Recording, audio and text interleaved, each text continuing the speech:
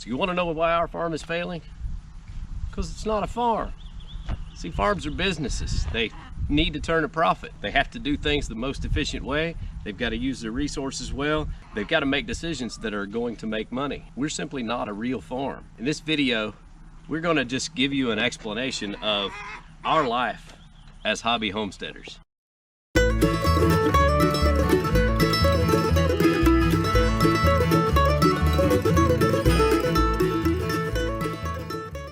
So before we really get started, I just want to take an opportunity to ask you all, if you're not a subscriber, go down there and hit that subscribe button. If you hit the notification bell, then it will notify you every time that we post a new video. That way you don't miss anything that we put out there. And if you are a subscriber, thank you very much for watching our channel. We really appreciate that.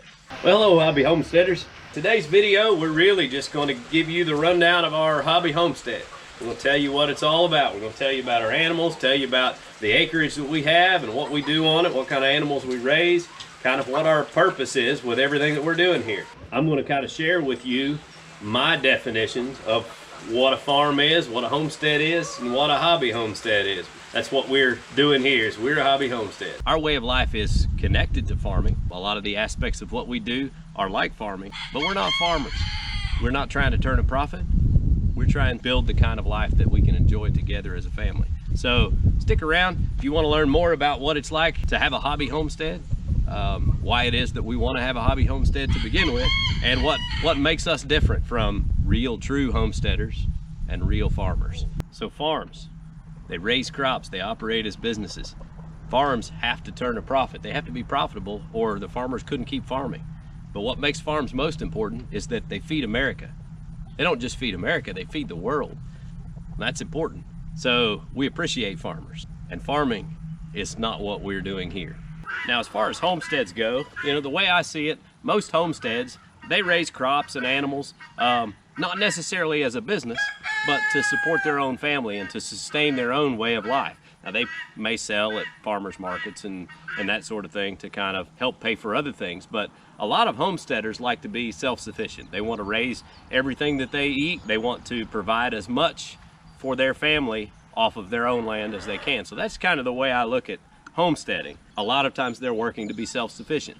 Not necessarily to be totally off-grid, but sometimes living off-grid and that sort of thing. So I see homesteading as somewhat of a full-time way of life. So that's why I call us a hobby homestead, because I have an outside career.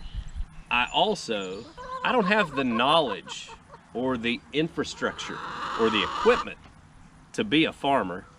I don't really have the knowledge to be a homesteader because I don't have the experience raising a garden. As far as working a full-time career, I don't have the time to keep all the weeds out of my garden. But we enjoy all of the things that come along with farming and raising animals, raising our own vegetables and that sort of thing. So that's our hobby.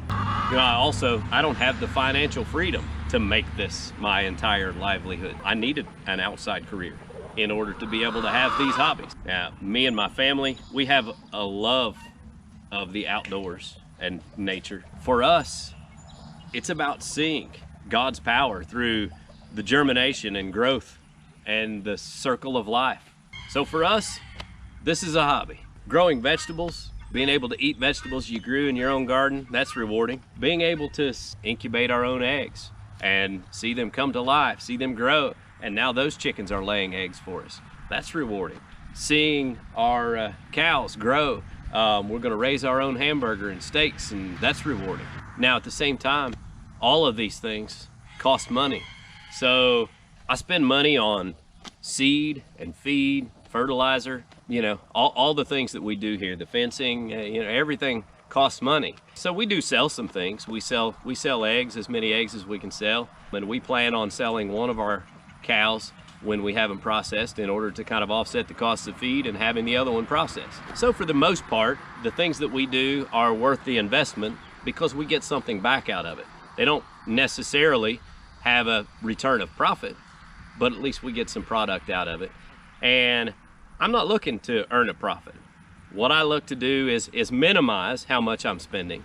And then I get to have this hobby that I enjoy that ends up not costing me that much. So for a hobby homestead, profit or even raising our own food is not really the driving force behind what we're doing here.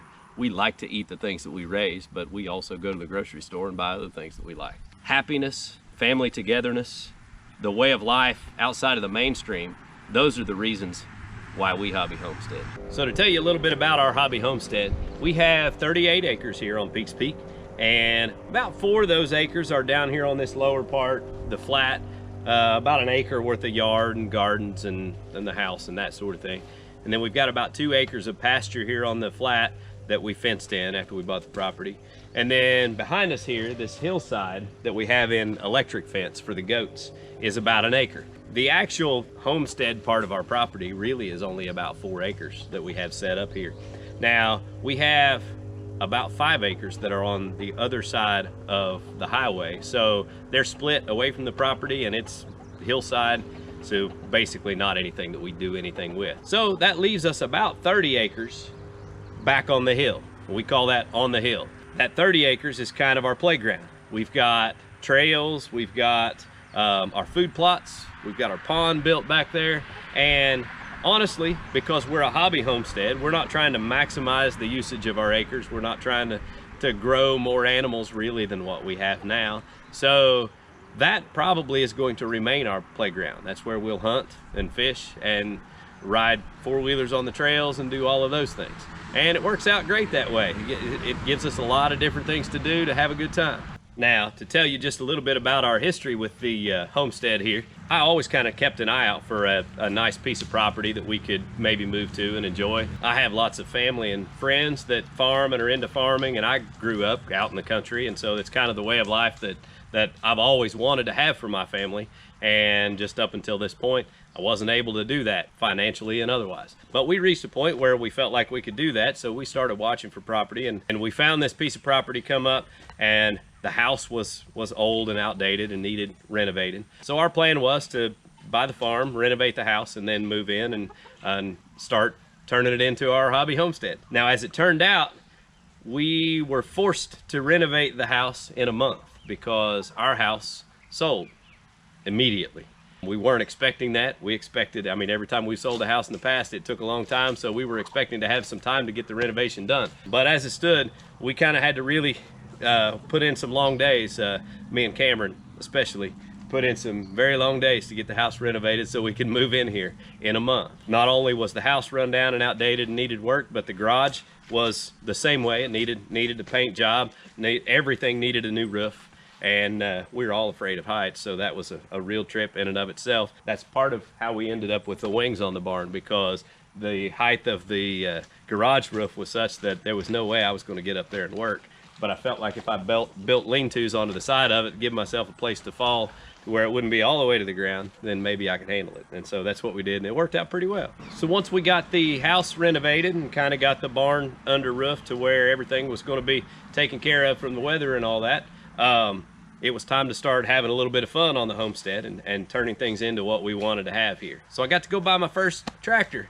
I've always wanted a tractor, and you know, most farmers would say I still don't own a tractor because it's a BX23 Kubota. It's a oversized garden tractor, but it's perfect for what we need. I love the tractor. It's got a 60-inch belly mower, got a 48-inch rotary cutter with it, got the front end loader. You know, I needed something to mow the yard here. The place we moved from had a push mower, and you know, we mowed the yard with a push mower, and that wasn't going to work here.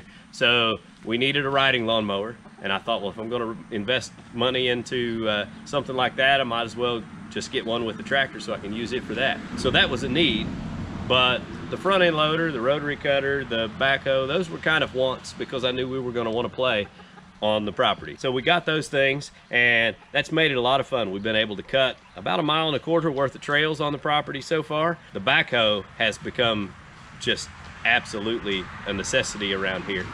We didn't know it at the time, but we had lots of drainage issues being at the foot of this hill. So we've had to dig ditches and divert water to keep things from going under the house and flooding the garage and all that sort of thing.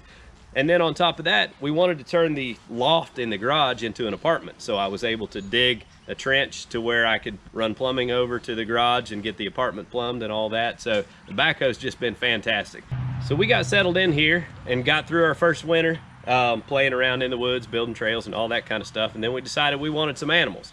Now, this hill behind me here was completely overgrown, and the trees and the briars were all the way out to where the fence is here, at least.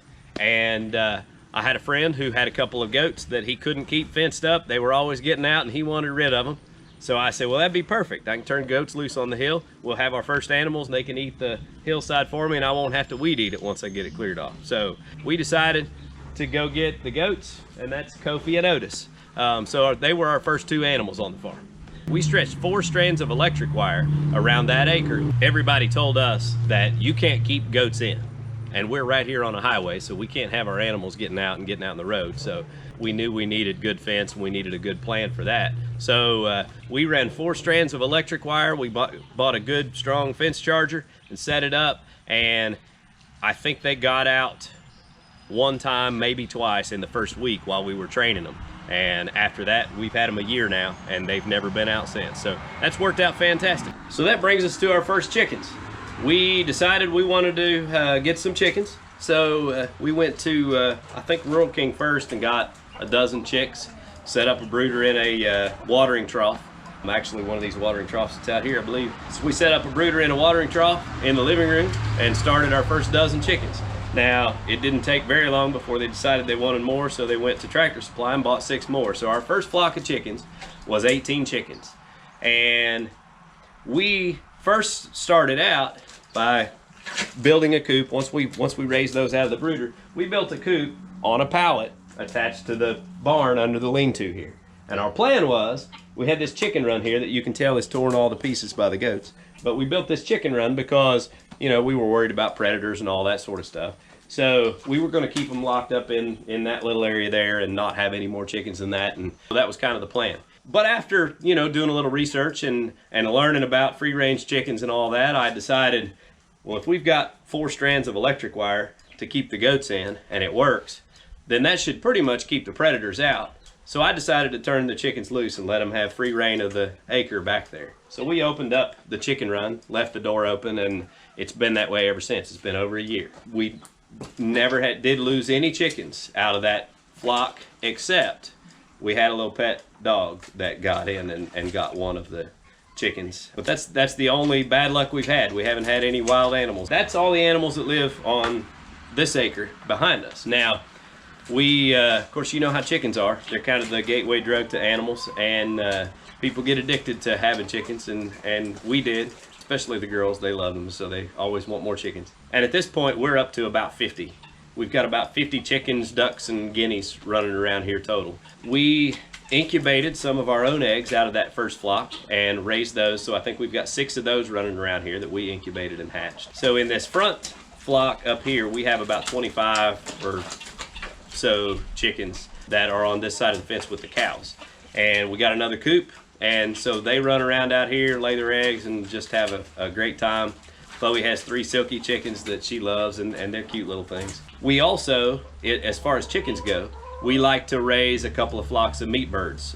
We did a couple flocks last year, and we're going to at least get 2 flocks in this year. We've already processed 1 for this year. So what we do is we order 25 Cornish cross birds at a time, and I built a chicken tractor that we use to raise those meat birds, and that works out great.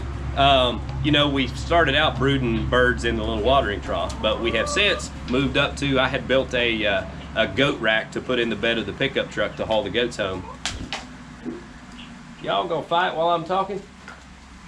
To haul the goats home in it, and then we decided we could put some wire mesh on that and use that as a brooder and have a nice size brooder where we can raise 25 or 30 birds at a time. So that works out real good. We raise the Cornish cross inside that until they're old enough to go out on the pasture in the chicken tractor, and then we move them into the chicken tractor. So that works out good, and that's a lot of fun. We also, as far as the chicken processing goes, you know, we decided if we're gonna process 25 birds, then we wanted to do it right, so we got us a chicken plucker. And that's the most amazing thing you've ever seen, and I love it. I don't know that we'll ever get a return on our investment for that, because those are not cheap, but man, it sure makes the work a whole lot easier. Now, in terms of meat birds and the Cornish cross chickens that we raised, we haven't sold any of that chicken. We process them here, we go through the whole process, and then we put them in shrink wrap, heat shrink bags, and freeze them. And we pretty much use those for ourselves. Now, we've given some away to friends and that sort of thing, but it's just something that we kind of enjoy doing. But to be honest with you, all of the rules about processing poultry, reselling of poultry, and all of that are so difficult in Kentucky for a small operation like us to even think about reselling them for any kind of profit. It just wouldn't work. It wouldn't be cost effective. Basically, we can't process them ourselves if we want to resell them. They have to be processed at a USDA inspected processing facility. And I don't even know of any of those around here, but the cost to do that would be so much that you'd be paying twice for one of our birds of what you pay for a chicken in the store. So it's not really even so much a money saving thing as it is just something that we enjoy doing, and then we get to eat the chickens that we raised. So it's enjoyable, and it's good for that, but like I said, we're not trying to turn a profit from our chickens. And we do sell eggs. We sell maybe 6 dozen a week. If you average it out, you know, there'll be some weeks where we might only sell 1 or 2 dozen. Cars that stop by, they see the sign out front. There's a couple people that they'll stop and buy 4 or 5 dozen at a time when they buy them. So we sell enough eggs to somewhat offset the cost of the chicken feed anyway.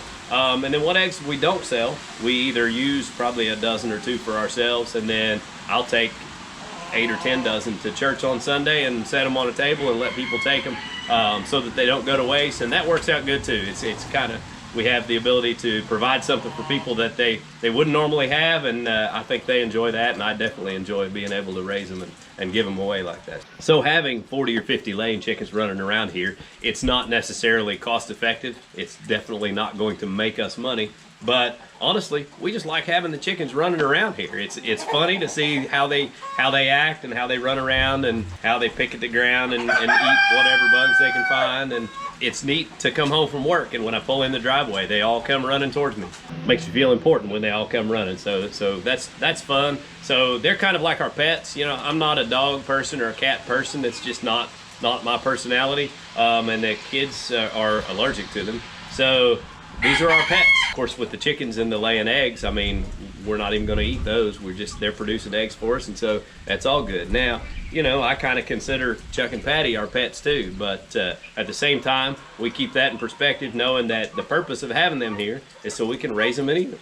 And we're looking forward to that. So we're going to take the best care of them that we can while we have them, and then once they're big enough, we'll take them to the processing facility and have them turned into a hamburger. So that's the reason that we have cows. We wanted a couple cows on our hobby homestead. I just want to see them around and enjoy them. Of course, I love hamburger and steaks and brisket and the whole works, so we're looking forward to that. We wanted to get 2 because we thought if we have enough pasture to support 2, then we might be able to sell the other one and offset our costs of feed and the processing costs and everything to make it more affordable for us to have our own. So we'll see how all that works out. In fact, today, in between shooting some of this footage, I'm working on trying to get them loaded into the neighbor's trailer, and we're going to take them up, and he's going to let our cows run with his couple of cows on the 5 acres that he's got so that our pasture can have a rest. I'm going to mow it down and let it regrow so that it regenerates real good before we get into fall, and hopefully that'll lessen some of the hay that I have to buy to feed them through the winter. Now, as far as our whole cattle operation goes, we have very little equipment, and we're kind of picking things up as we can find good deals on them and that sort of thing. But we had to put up all of the fence. So we put up about 1,200 foot of woven wire fence, and we had to buy all the posts and stretch all the wire and dig all the holes by hand and all that kind of stuff. It was a pretty big job, but it was fun. I got to learn how to do it, so I enjoyed that. It's a big expense, but it adds to the property value and that sort of thing, so that was good. Yeah, this piece of property wasn't set up for any kind of animals or anything when we got it, so that's been part of the process. And of course, I've never done any of this stuff, so I'm learning it along the way. I watch other people's YouTube videos and get ideas and just do the best I can. Sometimes what I do works and sometimes it doesn't. Sometimes people laugh at the way I go about it, and then I learn how to do it better. So I have no problem with that. It's just all good fun to me. Now, as far as our gardens go, we have 3 little plots that we put out. I will be the first to tell you I am absolutely no gardener. Part of my problem is I have too many projects going, and so I like to get the ground worked. I get everything planted, and then I'm hard pressed to come back and take care of the weeds and do the things that you really need to do to make a garden grow well. And so that's part of the problem that I run into. And the other thing is that I've just not done much gardening, and so there are a lot of things that I don't know about what time to plant, what needs to be planted where, and all of those things. As far as our garden plots that we picked out this year, we basically just picked spots that we had available and tilled them up. And one of the spots that we picked pretty much fills up with water every time it rains, and so it flooded out our green beans, turned the leaves yellow, and the whole works. So we're going to get plenty of green beans for ourselves, and that's going to work out pretty well. We're going to get potatoes, and we've already actually eaten some of the green beans, but we're going to get carrots and some of that stuff. And I think our pumpkins, watermelons, cantaloupes, all those things are going to do pretty well. Our corn is growing pretty well, but it's patchy. Some of it is farther along than others, but we'll get some ears of corn and all that. But all this is just kind of a learning process, and so I think what we did this year, while it's not going to have great production, we're going to get some vegetables and we'll get to enjoy those, and then we'll have some things that we can improve on for next year, and we'll try it again. To put our garden out, we didn't have any kind of tiller or anything when we moved here, and a friend of mine had an old 5-foot 3-point hitch tiller that the tines wore completely down to nothing. There were no tines left on it at all. He said I could have it if I wanted to rehab it and get it back into working condition. So I did that. I brought it home and I bought a new set of tines and put on it, and filled the gearbox up with fresh oil and brought it out here and tilled up some spots, and it worked out pretty good.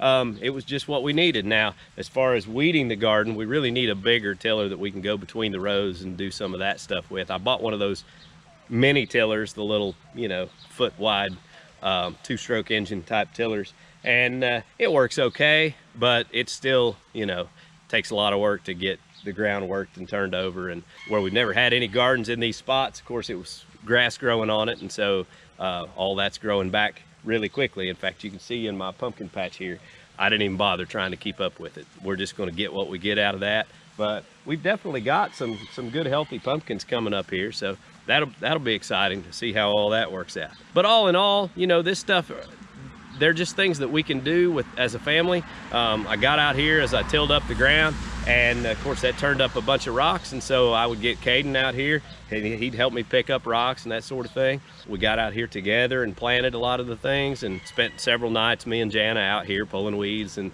working together. And it's hard work, but I think it gives you something to do together that kind of brings you closer together, and that's a lot of fun, and that's the whole reason that we're interested in living this kind of life. Doing this kind of work, whether it's planting a garden, building fences, just getting up in the morning and feeding the animals and having that responsibility before you go to work or go to school. Those are things that are good examples to kids. They teach good work ethic, good morals, all of those things. And so all of that plays into the kind of life that we're trying to live here on our hobby homestead. I in no way want to be wasteful, and so it's not that I'm against trying to turn a profit or be as resourceful as we can. When it comes to buying equipment and tools and all of those things, I try to find things used so I can save as much money as possible. But basically, the life that we are living here on the hobby homestead, it's not mainstream and it's not for everybody. These are not things that everybody enjoys. Some people like to relax by sitting on the couch and watching Netflix. Some people like to relax by doing other things, going to the movies, playing games, playing sports. All of those things are fine if those are the hobbies you're into, but these are the kind of things that I enjoy, and so that's why we've chosen to go this route. To go right along with that, this life is not mainstream, which means that the content that I'm trying to produce for YouTube is also not mainstream. It's never going to make me famous. I'm never going to have a whole lot of followers, because this is just not the kind of life that everyone wants to live. But it sure is a good life, and for me, it is the perfect life. It's what I enjoy the most. I love being out and working hard, doing things that are productive. Understanding and seeing where your food comes from, I think helps you to appreciate it more. And honestly, I think just seeing the growth and birth and all of the things that come along with this type of life, I think it also brings you closer to God, because you have to recognize the power and the beauty of His creation when you see all of this around us. When I look around us here on this homestead, you can see behind me, of course we got the log yard across the road, which I think is pretty cool, but then we have those beautiful hills and the view that comes along with that. You just can't beat it. And so I really do feel blessed. I thank God every day for the things that he's given me and my family in this life. So I really want to thank all of you who watch our channel, especially those of you who are subscribers and come back regularly and watch the content that we're putting out. It's a lot of work to create these videos and try to take the time to film the things that we're doing around here. It slows down progress sometimes and all of that. And then it takes a lot of time to edit and put the footage together. But it's very rewarding, and it gives us something that we can look back on and have the memories of all of those things. So it's kind of like making home videos. So even if nobody watched, I think I would still create the content, but it sure does make it a whole lot easier to see people enjoying what we're putting together. So we thank you all for watching and subscribing. If you get the opportunity to, share our content with your friends, help our channel to grow, and we appreciate it. Y'all have a good day.